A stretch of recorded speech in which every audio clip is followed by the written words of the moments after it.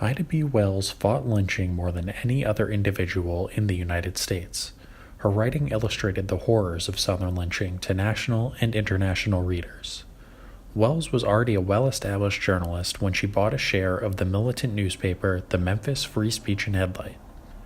Black Memphians had gained some political power during Reconstruction, but when the last troops were pulled out of the South in 1877, whites moved quickly and violently to re-establish their supremacy.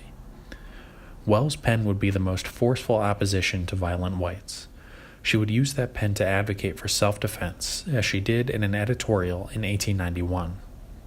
Of one thing we may be assured, so long as we permit ourselves to be trampled upon, so long we will have to endure it.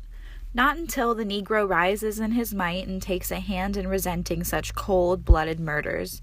If he has to burn up whole towns, will a halt be called in wholesale lynching. That editorial panicked white Memphians, who were especially scared of black folks with guns. Wells advocated for black Southerners taking up arms in her 1892 pamphlet, Southern Horrors. Of the many inhuman outrages of this present year, the only case where the proposed lynching did not occur was where the men armed themselves in Jacksonville, Florida, and Paducah, Kentucky, and prevented it. The only times an Afro-American who was assaulted got away has been when he had a gun and used it in self-defense. Wells was run out of town in 1894 and took her fight to the international stage. The negative publicity Wells brought to Memphis's white community scared business leaders. When 6 black men were lynched in 1894, the Memphis Merchants Exchange released a statement condemning the murderers. In 1909, Wells addressed the National Negro Conference, which would become the NAACP. She spoke about what she saw as the 3 key truths about lynching. First, lynching is a color line murder.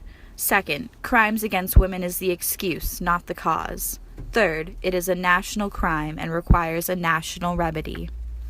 Seeing no progress from her writing, Wells called for federal laws against lynching as the only effective deterrent.